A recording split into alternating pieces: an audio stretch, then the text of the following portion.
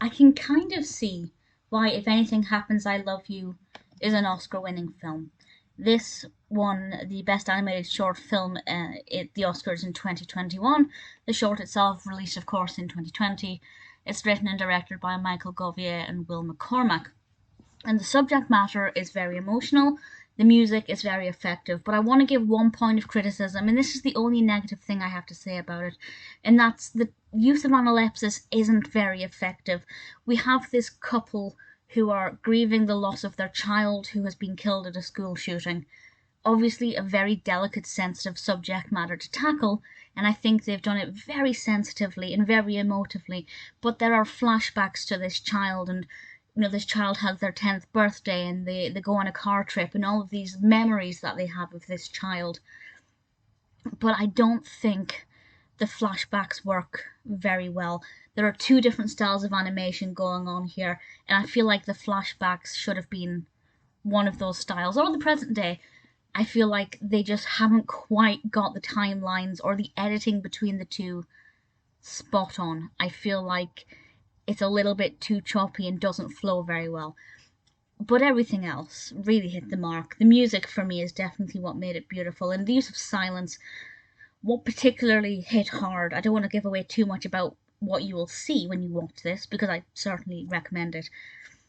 But the use of the phone and sending of the text message, and I cannot imagine what that fear must be like to be in a classroom, locked in a classroom with a school shooting going on, and sending that message to your parents, your family, your loved ones, knowing that you may well die.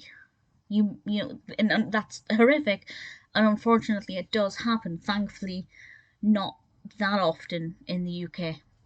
It's been a long time, thankfully, but certainly in America this is a big problem, and to receive that text must be horrific. And in those few short moments in that message and what they did with the animation of that message on screen, I don't want to give too much of it away, but that was really moving, and I really found that to be very touching.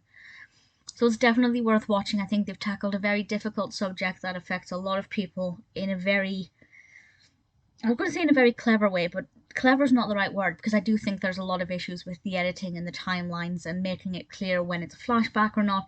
The relationship between the two parents sometimes felt like they were distant, which happens, if parents are grieving and mourning for the loss of a child, it can sometimes force a marriage apart. But it didn't really feel very effectively done, that part of it. It felt like they were together, then they were apart. And that kept going back and forth, and because the editing wasn't very good with regards to editing between the two timelines, it didn't flow very well, and the character development and the way that these emotions developed in the process of grief wasn't portrayed very effectively. So I'm not going to pretend it's perfect. I know a lot of people think it's amazing, and it does have a lot of strong points to it, and it needs to be praised for tackling such an unfortunately timely subject, and something that unfortunately a lot of people will be able to relate to. But just because it won an Oscar, I'm not going to sit here and pretend that it's perfect. I don't think they've handled the two timelines of the child's life when the child was alive and the aftermath of the grieving. I don't think they've handled the two very well. They don't work very well side by side at all. But other than that, the actual quality of the animation is very beautiful. The music is very moving. And I think the couple working together, getting through it together, I think is the biggest message here.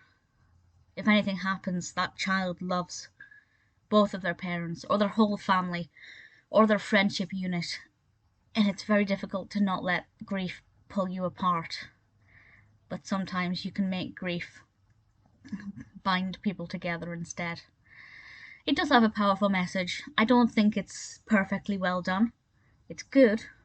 I don't think it's sensational, but I do still think it's worth watching.